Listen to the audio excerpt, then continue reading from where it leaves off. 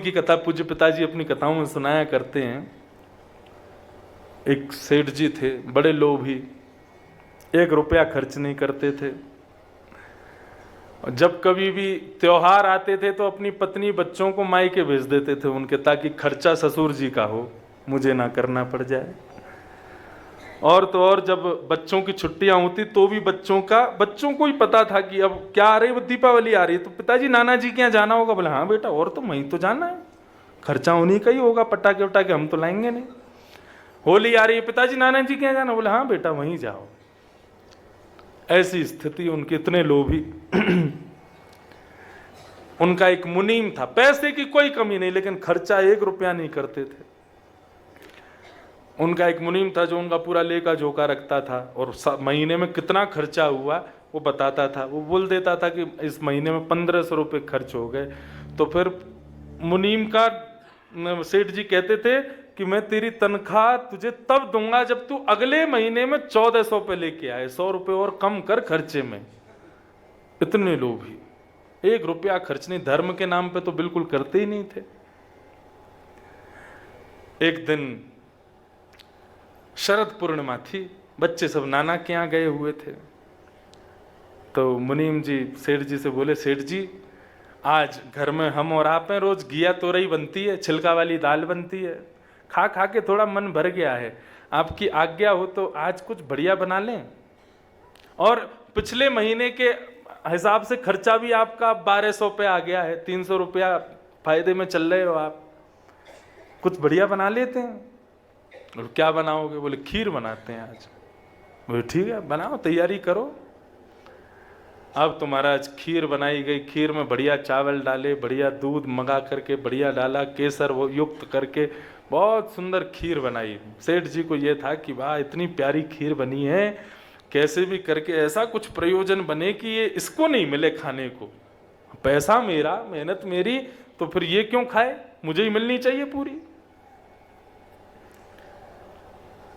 सेठ जी बोले मुनीम जी काम करते हैं। बोले कि आज शरद पूर्णिमा है, ऐसा सुना है चंद्रमा से अमृत टपकता है शरद पूर्णिमा को। बोले हाँ जी टपकता तो है। बोले एक छींके पर इस मटके को टांग दो, उसमें खीर रख दो, और रात्रि में ऊपर से चंद्रमा की प्रकाश में शायद हो सकता है अमृत की बूंद आ जाए, खीर हमारी और बढ़िया हो जाए। और फिर सुबह उठ करके इस खीर को खाएंगे, लेकिन शर्त एक है। बोले क्या? रात में दोनों सपना देखेंगे, जिसका सपना सबसे अच्छा हुआ खीर उसकी। मुनीम जी बोले सेठ जी आप ही खा लो।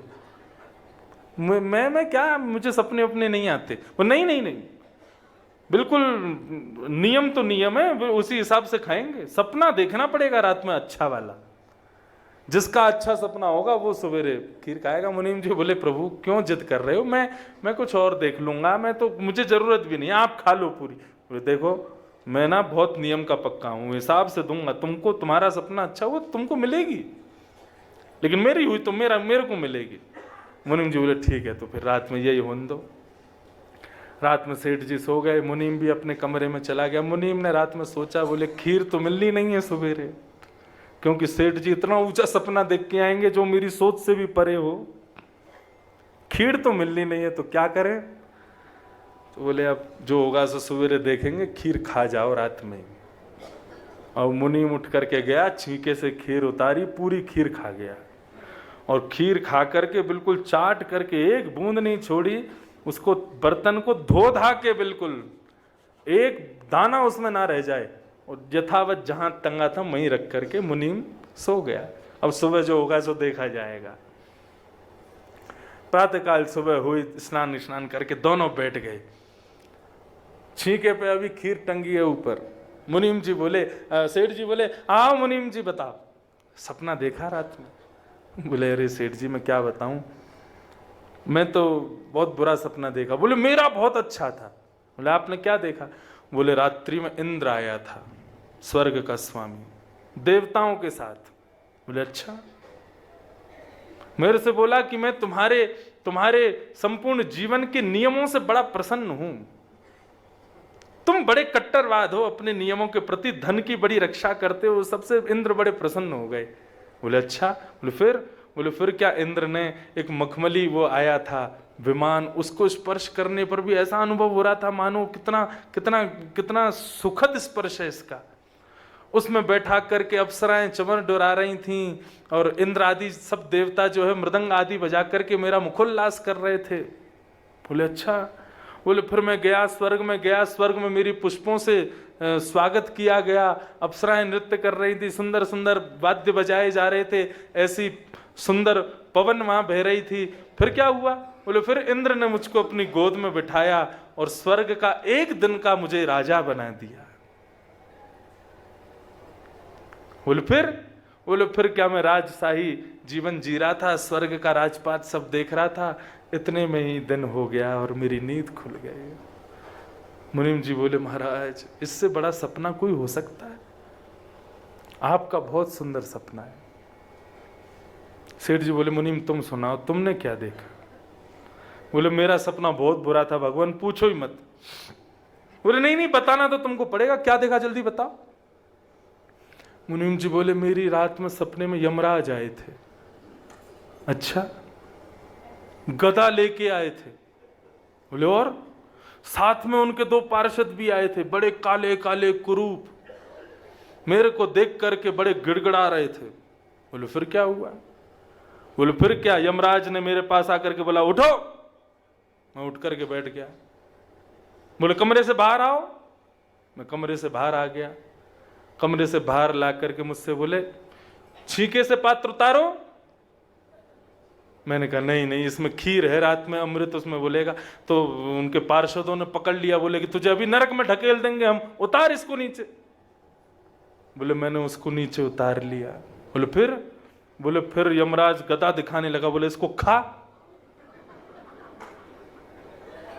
सेठ जी बोले फिर? बोले मैंने बहुत मना किया कि नहीं मैं नहीं खा सकता, अभी इसमें अमृत की बूंद गिरने वाली है, सुबह सेठ जी का सपना सुनेंगे फिर उसके बाद खाएंगे। यमराज ने मुझ में 2 गदा मारी, बोले खा नहीं तो तुझे जान से मार दूंगा। मैंने वो खीर खाई। बोले फिर क्या हुआ? बोले बची हुई चाट जा। मैं चाट गया। बोले फिर क्या हुआ? बोले फिर और गदा दिखाई, बोले इसको धो दे। बोले मैंने धो दी, मांज दी। फिर क्या हुआ? बोले इसको अब टांग दे छीके पे। मैंने टांग दी वहीं पे। बोले फिर क्या हुआ? बोले जाके सो जा, उठना नहीं सुबह तक। मैं जा करके सो गया। सेठ जी बोले सच में ये हुआ था? बोले हाँ यही हुआ था। सेठ जी बोले जल्दी छीके से उतारो इसको। ऊपर से उतार करके देखा तो वो बिल्कुल मजी हुई धरी थी। बोले सच में हुआ था ऐसा? बोले हाँ। तुमने मुझे क्यों नहीं उठाया? बोले आप तो स्वर्ग में बैठे थे भगवान, आप स्वर्ग का राज भोग रहे थे, मैं कैसे उठाता आपको? ये है संग्रह वृत्ति लोभ। लोभ पाप को जन्म देता है। इसलिए धन के प्रति पुत्री भाव रखो, वो लक्ष्मी पुत्री मानो या गुरु स्वरूप मानो। देखो पुत्री बड़ी होने पर उसका विवाह किया जाता है और गुरु की सन्निधि में रहने पर गुरु के वचनामृतों का भी प्रचार किया जाता है, उसको दूसरों तक पहुंचाया जाता है। हमारे संप्रदाय में लक्ष्मी गुरु स्वरूप है, जितना हो सके लोगों तक उसको पहुंचाओ। धन का फल क्या है? धर्म। धनम च धर्मैक फलम यतो वै ज्ञानम सविज्ञान मनु प्रशांतम। क्या होगा? कितनी अच्छी बात कह रहे हैं। बोले जब धन का फल धर्म होगा ना तो उससे क्या होगा?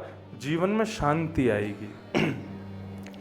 हम लोग भागते हैं सुख के पीछे, लेकिन भगवान गीता में कहते हैं मानव को सुख नहीं चाहिए, मानव को जीवन में शांति चाहिए।